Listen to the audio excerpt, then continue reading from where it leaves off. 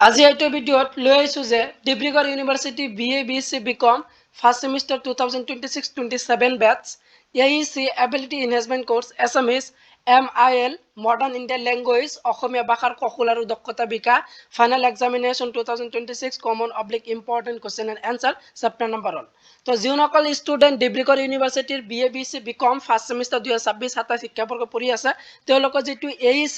modern Indian language MIL যিটো subject আছে এই MIL সাবজেক্ট নামটো কি অসমীয়া ভাষা কৌশল আৰু দক্ষতা বিকাশ তো এই সাবজেক্টত তোমালোকৰ chapter number 1 important question answer discuss কৰিম ফাইনাল এক্সামিনেশ্যন 2026 ৰ কাৰণে তো চেপ্টাৰ নম্বৰ 1 হ'ল অসমীয়া ভাষাৰ কথন আৰু লিখন কৌশল তো এই চেপ্টাৰৰ ইম্পৰ্টেণ্ট প্ৰশ্নটো চোৱা তো 1 নম্বৰে অতি সম প্ৰশ্নটোৰ 1 নম্বৰৰ কাৰণে ইম্পৰ্টেণ্ট প্ৰশ্ন নম্বৰ 1 উচ্চাৰণৰ সামগ্ৰিক বিবৃতি বুলিলে কি বুজায় তো ভেরি ইম্পর্টেন্ট প্রশ্নটা 2026 বর্গ ফাইনাল এক্সামিনেশনের কারণে আর উত্তরটা কি হবে কোনো একটা ভাষার ধ্বনিসমূহ শুদ্ধ রূপত উচ্চারণ করার সামগ্রিক নিয়ম বা প্রক্রিয়াকে বোঝায় 2 নম্বর প্রশ্নটা হচ্ছে অসমীয়া ভাষার উচ্চারণ গ্ৰন্থখনৰ লিখক কোন ডিও ডিব্ৰুগড় ইউনিভাৰ্সিটি ফাইনাল এক্সামিনেশন 2024 এইটো ইতিমধ্যে আহিছিল তো 2026 বৰ্গৰ কাৰণে কিন্তু ইম্পৰ্টেণ্ট আছে প্ৰশ্নটো এৰ উত্তৰটা কি হবে ডক্টৰ গোলক চন্দ্ৰ গোস্বামী কোশ্চেন নম্বৰ 3 কথন কৌশলৰ এটা গুৰুত্বপূৰ্ণ উপাদানৰ নাম লিখা ভেৰি ইম্পৰ্টেণ্ট প্ৰশ্নটো এৰ উত্তৰটা কি হবে শুদ্ধ উচ্চাৰণ আৰু উপযুক্ত শব্দ প্ৰয়োগ আৰু নেক্সট ইম্পৰ্টেণ্ট প্ৰশ্ন নম্বৰ 4 লিখন কৌশল উন্নত কৰিবলৈ কিহৰ জ্ঞান থকাটো প্ৰয়োজন আৰু উত্তৰটো কি হ'ব বাক্যৰ গাঁথনি জ্যোতি চিহ্নৰ সঠিক ব্যৱহাৰ আৰু বানান সচেতনতা তো এইবিলাক থাকিলে লিখন কৌশলত উন্নত কৰিবলৈ জ্ঞান থকাটোৰ প্ৰয়োজন তাৰপিছত কোৱেশ্চন নম্বৰ 5 ভেৰি ইম্পৰ্টেণ্ট প্ৰশ্ন নম্বৰ 5 তো যে নিশা অসমীয়া ভাষাৰ লিখক কোন এটো ডিও ডিব্ৰুগড় ইউনিভাৰ্সিটি ফাইনাল এক্সামিনেশ্যন 2023 ইতিমধ্যে আহিছিল তো তোমালোকৰ 2026 বৰ্ষৰ যোনসকল ষ্টুডেণ্ট ফাইনাল এক্সামিনেশ্যন দিবলৈ গৈছে দিবলৈ গৈ আছে তো তেওঁলোকৰ কিন্তু ইম্পৰ্টেণ্ট আছে ইয়াৰ উত্তৰটো কি হ'ব ডক্টৰ মহেশ্বৰ নিয়োগ আছিল নিকা অসমীয়া ভাষাৰ লিখক বা গ্ৰন্থখনৰ লিখক আছিল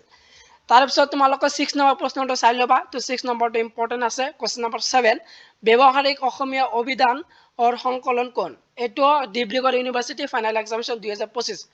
যোৱা বৰ্ষত গুৱাহাটী ডিব্ৰুগড় ইউনিভাৰ্সিটি ফাইনাল এক্সামিনেশ্যনত আহিছিল আৰু এইটো কি হয় ডক্টৰ বসন্ত কুমাৰ গোস্বামী ব্যৱহাৰিক অসমীয়া অভিধানৰ সংকলন কোন আছিল doctor Basanta Kumar Goswami very important question number 7 অন মাৰ্কছৰ কাৰণে কিবা কোৱেশ্চন নম্বৰ 8 নিজে লিখা কথাৰ মাজত আনৰ বক্তব্য হুবাহু ব্যৱহাৰ কৰিলে কোনবিধ চিহ্ন প্ৰয়োগ কৰা হয় তো এইটো ইম্পৰ্টেণ্ট আছে ইয়াৰ উত্তৰটো তোমালোকে চাই লোৱা কোৱেশ্চন নম্বৰ 9 যে হাইফেনৰ এটা ব্যৱহাৰ লিখা এইটো ডিব্ৰুগড় ইউনিভাৰ্সিটি ফাইনাল এক্সামিনেশ্যন 2024 ত আহিছিল ইয়াৰ উত্তৰটো কি হ'ব হাইফেনৰ ব্যৱহাৰ তোমালোকৰ ভেৰি ইম্পৰ্টেণ্ট আছে হাইফেনৰ ব্যৱহাৰ লিখিবলৈ আহিব পাৰে তাৰ উত্তৰটো কি হ'ব দুটা বিপৰীত ধৰ্ম বা একজাতীয় শব্দ সংযোগ কৰি লিখোতে যেনে আই হাইফেন তৈৰি হাইফেন ব্যবহাৰ কৰা হয় এইটো আছে হাইফেন কৰাৰ এটা ব্যবহাৰ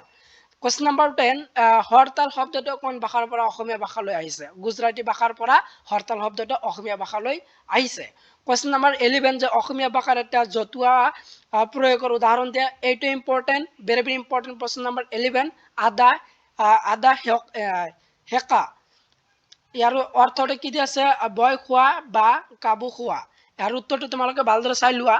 কোশ্চেন নম্বৰ 12 যে মই কালি গুৱাহাটী যাম বাক্যটো শুদ্ধকৈ লিখে তো মই কালি গুৱাহাটী যাম ইয়াৰ বাক্য শুদ্ধকৈ আহিব পাৰে তোমালোকে বাক্য শুদ্ধকৈ আহে যেহেতু ফাইনাল এক্সামিনেশ্যন তাৰ উত্তৰটো কি হ'ব মই কাইলৈ গুৱাহাটীলৈ যাম ইয়াৰ শুদ্ধ বাক্যটো এইটো আছিল কোশ্চেন নম্বৰ 13 দুটা তৎসম শব্দ লিখা সূৰ্য চন্দ্ৰ বা আকাশ পতি ইত্যাদি এইবিলাক আছিল দুটা তৎসম শব্দ তো তৎসম শব্দ যদি আহে তোমালোকৰ এনেদৰে লিখিবা তো তোমালোকৰ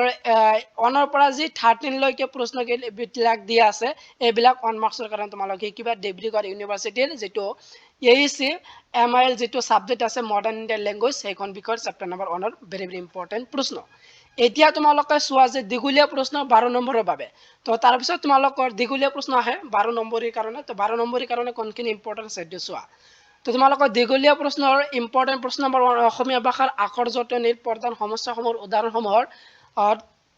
বিশদভাৱে আলোচনা কৰা এইটো ইম্পৰ্টেণ্ট আছে 12 নম্বৰৰ কাৰণে কোশ্চেন নম্বৰ 2 অসমীয়া ভাষাৰ শব্দ গঠন পদ্ধতি সম্পৰ্কে এটি বিস্তৃত প্ৰবন্ধ প্ৰস্তুত কৰা তৎসম দেশী বিদেশী শব্দ আৰু প্ৰত্যয় বা সমাসৰ ভূমিকা তো কোৱেশ্চন নম্বৰ 2 টো ইম্পৰ্টেন্ট অসমীয়া ভাষাৰ বাক্য গঠন ৰীতি সম্পৰ্কে উদাহৰণসমূহ বুজাই লিখা কোৱেশ্চন নম্বৰ 4 অসমীয়া ভাষাত জতুৱা ঠাঁচ আৰু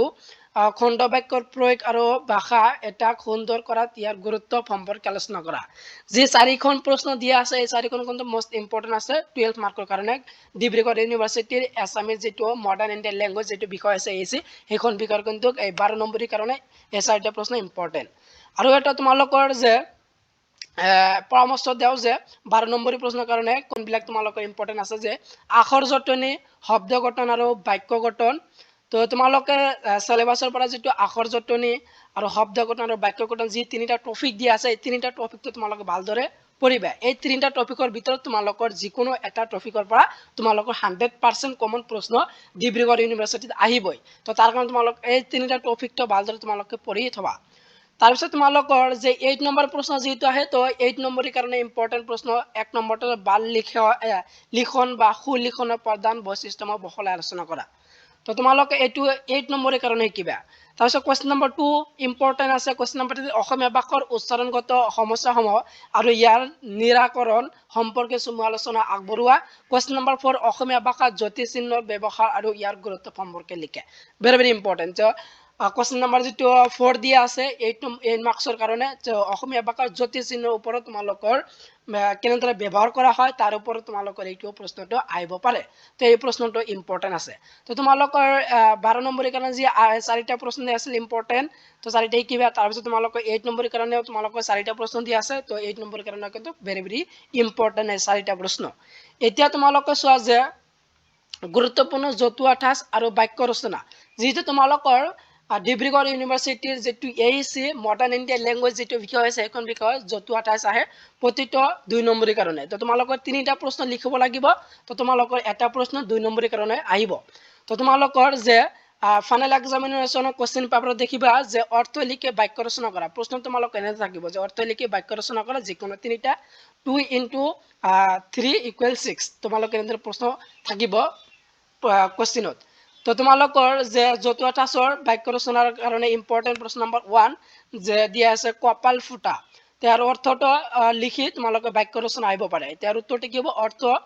অৰ্থটো হল যে দুৰ্ভাগ্য হোৱা বাক্যটো হ'ব যে ব্যৱসায়ত সকলো হেৰুৱাই অৱশেষত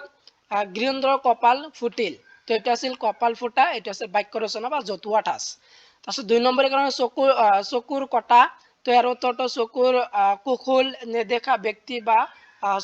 শুক্ৰ তো ইয়াৰ বাক্যটো কি হ'ব সঁচা কথা কোৱা বাবে ৰমেন আজি গাঁৱৰ একাংশ দুষ্ট লোকৰ চকু কোৱাটা হৈ পৰিছে যেটো তোমালোকৰ এক্সাম্পল দি দিছো তোমালোকে এনেদৰে প্ৰশ্ন যদি আহে এনেদৰে এক্সাম্পল হ'ব কোৱেশ্চন নম্বৰ 3 নম্বৰটো তাৰ পিছত তোমালোকৰ 4 টো ইম্পৰ্টেন্ট আছে আকাশ চোৱা তো আকাশ চোৱা তোমালোকৰ জতুৱা ঠাঁচটো ভেৰি ইম্পৰ্টেন্ট এৰ অৰ্থটো আৰু বাক্য ৰচনা কেনেদৰে হয় এটো চাবা মন কান দিয়া এটো ইম্পৰ্টেন্ট আছে তাৰ পিছত তোমালোকৰ 6 নম্বৰ 7 নম্বৰ গা এৰি দিয়া এটো ইম্পৰ্টেন্ট তো তাৰ পিছত তোমালোকৰ 8 নম্বৰটো দি আছে তাৰ পিছত তোমালোকৰ 9 10 তো তোমালোকৰ যিবিলাক প্ৰশ্ন কেইটা দিয়া আছে এইবিলাক প্ৰশ্ন তোমালোকৰ 2 নম্বৰৰ কাৰণে ইম্পৰ্টেন্ট আছে তো তোমালোকৰ 2 মাৰ্কৰ কাৰণে তোমালোকৰ 15 টা প্ৰশ্ন দিয়া হৈছে তো তোমালোকৰ এইবিলাক প্ৰশ্ন জতুৱা ঠাঁচৰ কাৰণে শিকিবা ভেৰি ইম্পৰ্টেন্ট তো এইটোই আছিল ডিব্ৰুগড় ইউনিভাৰ্চিটিৰ জুনকল student BA BSc BCom first semester পঢ়ি আছে তেওঁলোকৰ কম্পালসৰি কোৰ্স এইটো এইচি যেটো আছে তো এইচি কম্পালসৰি কোৰ্স তোমালোকৰ এমআইএল মডাৰ্ন ইণ্ডিয়ান ল্যাঙ্গুৱেজৰ এই বিষয়টো যেটো সকলে তোমালোকৰ পঢ়িব লাগে আৰু এই বিষয়ৰ নামটো কি আছিল অসমীয়া ভাষাৰ কৌশল আৰু দক্ষতা বিকাশ তো এই সাবজেক্টৰ তোমালোকৰ চেপ্টাৰ নম্বৰ 1 অসমীয়া ভাষাৰ কৌশল আৰু লিখন কৌশলৰ ইম্পৰ্টেন্ট কোশ্চেন আনসাৰ ডিসকাস কৰিলো ফাইনাল এক্সামিনেশন 2026 ৰ কাৰণে তো ভিডিওটো মানে আছিল আৰু নেক্সট ভিডিও তোমালোকৰ কোন বিষয়ৰ বা কোন চেপ্টাৰৰ ইম্পৰ্টেন্ট কোশ্চেন আনসাৰ লাগে সেইটো কমেন্ট কৰি জনাবা